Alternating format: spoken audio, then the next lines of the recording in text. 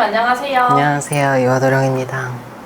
선생님, 네. 혹시 신의 벌전이란 말을 들어보신 적 있을까요? 그렇죠. 저희가 더러 점사 볼 때도 그렇고 이야기를 하게 되는 경우가 있죠. 그럼 신의 벌전이 무엇이고 그 의미가 뭐죠? 모르는 사람들도 있을 것 같아가지고요.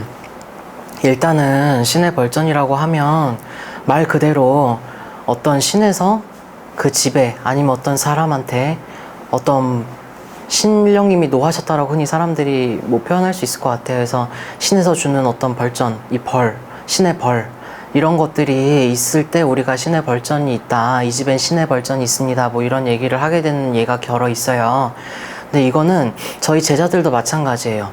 저희 제자들도 만약에 제자로서 하면 안 되는 행동이나 어떤 거를 했었을 땐 당연히 저희들도 신의 벌전을 받습니다. 근데 되게 손님들 같은 경우에 신의 벌전이라는 얘기가 나올 것 같으면 원래 제자가 아닌 사람이 신령님을 모셨다가 제대로 회양이 되지 않은 상태로 완전 박살이 났다든지, 아니면 신을 받았어도 받아야 될 집인데 그게 그렇게 되지 않아서 그런 경우, 아니면 그 이때 예를 들어 뭐 그런 거 있죠. 뭐 단지를 모셨었는데 제대로 되지 못하고 어떻게 막 되고 풍파가 나고 뭐 이런 경우들이 있어요. 그래서 어떤 신과 관련된 어떤 벌전이 생길 수 있는 일들이 그 집에 있거나 어떤 개인이 그런 것들을 알게든 모르게든 저지르게 됐었을 때 신의 벌전이 있다라는 얘기를 저희가 하게 됩니다. 좀 더 자세하게 제가 신의 벌전을 받은 사람의 이야기?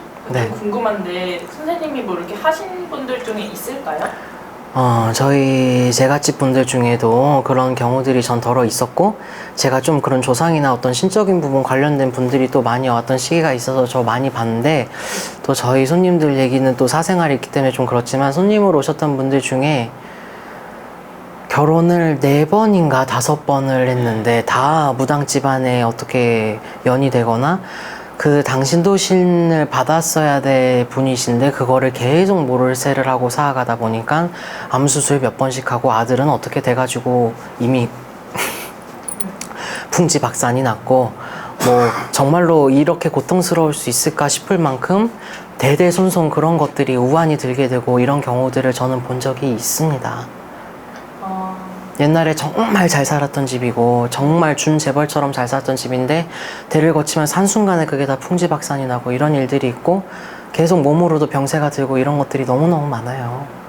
저도 풍비박산 된다는 이야기는 드라마에서만 봤는데 실제로 있군요. 한순간이에요. 근데 그게 정말 그냥 다만당 작년까지만 해도 부자였던 사람들이 쫄딱 망해버리거나, 멀쩡했던 사람이 다 고꾸라져서 어떻게 아프게 되거나 돌아가시거나, 극단적인 경우엔 신의 벌전이 무섭습니다. 그럼 이제 신의 벌전을 받을 만한 행동을 하려는 사람이나 마음먹은 사람들에게 한마디 부탁드려도 될까요?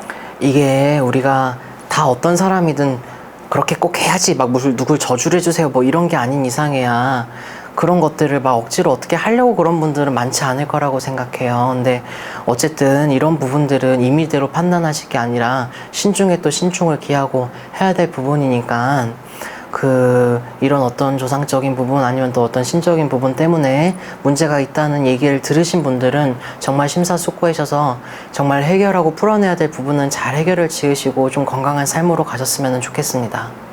네, 오늘도 유익한 말씀 감사합니다. 네, 감사합니다.